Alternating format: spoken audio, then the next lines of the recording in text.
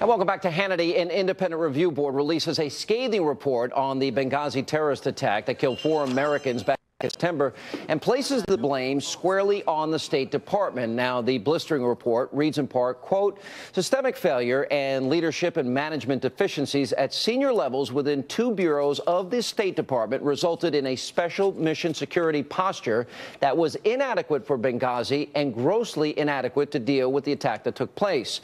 And the report is already causing waves in Washington. 4 State Department officials have now resigned, and according to the AP, 2 of them are Deputy Assistant Secretary Charlene Lamb and Eric Boswell, the Assistant Secretary of State for Diplomatic Security.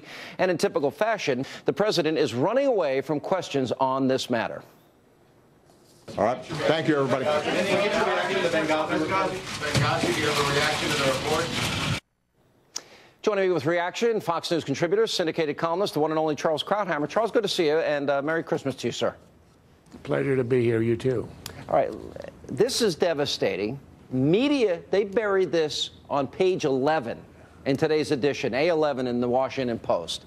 Seems to me that it deserves far better attention and would be gathering more attention if this were a Republican president. Your thoughts?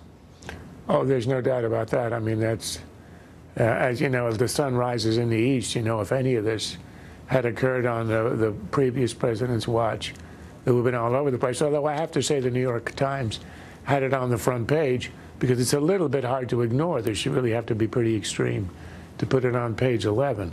But as you say, it's very scathing, but there's something about this. It's scathing, but it's non-specific. It basically spreads around the blame without naming names. So we get these deputy assistant secretaries who resign. But the questions we still don't know, and we won't know until we hear testimony from the Secretary of State, is what did she know? When did she know it? Where was she on the day? What was she doing on that day? And did she give any orders? And that also applies to the president. We don't know what he was doing in the 7-8 hours of that terrible day. We don't know what he said, what he ordered, what they countermanded. And that, I think, are the questions that still need to be asked. We do know, as a result of the report, as we knew before, there were huge errors of judgment, denying security, denying the kind of protection the ambassador and others were begging for. And the larger issue, Sean, of misunderstanding the nature of what was happening in North Africa with the growth of al-Qaeda and pretending to the electorate, with the election approaching, that al-Qaeda was on its knees. I think those are all great questions and observations. Let me, if I can, add 2 more to them, because I think it's really important. The report was also clear. There were no protests, none that day, as we had been told, not only by Susan Rice, but by the president himself at the UN 2 weeks later, and that it had nothing to do with this YouTube video. That's disturbing heading into a presidential election. It tells me we were consciously lied to. Well, we certainly know we were misled. I remember the president in the second debate taking umbrage at the suggestion that anybody in his administration, including, he said, the UN ambassador, would have misled the nation on what happened. Now, it's unequivocally, metaphysically true that she misled the nation. The only question is, was it a deliberate misleading, in which case it's lying and deception, or was it inadvertent? Was she unaware, in which case it's, you know, supreme incompetence? And I don't think we still know the answer to that, because we know that the so-called talking points from the intelligence community were altered. We still don't know by whom.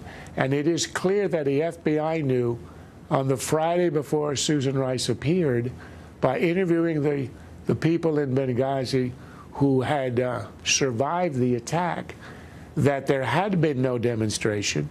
That was known, and yet she kept insisting over and over again that all this came out of a demonstration.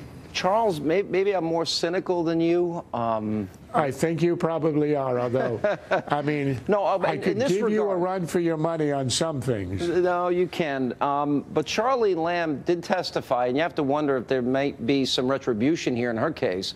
She did say that the State Department was watching this in real time. That's problematic for them. And we also know, as we look at the different timelines that had been released, Charles, is that Leon Panetta and many of leaders in our military within hours were meeting with the president in the Oval Office about this, and there was information that was coming in. So I'm less inclined to give them the benefit of the doubt here. The evidence seems incontrovertible to me. Am I wrong? Well, it seems to me that what they succeeded in doing is to exploit the fact that the media were not interested and wanted to protect the administration, particularly before Election Day, by saying, you know, we have investigations going on, so we can't speak about this. But it isn't as if the Secretary of State needed an inquiry to tell the nation what she knew on that day, what she did, or that the president needed an inquiry in order for him to say, which he still has not said, where he was, what he was doing, and what he ordered to try to protect our brave men and women in Benghazi on that fateful day. Charles, you had a good line. Hillary has severe Benghazi allergy. Yeah, I've been doing a lot of work on that, investigating it. She is the first reported case, and it's a very, very severe one. Very, very severe. Let's see the medical report on that. Anyway, Charles, Merry Christmas and Happy New Year. Thanks for being with us. You too.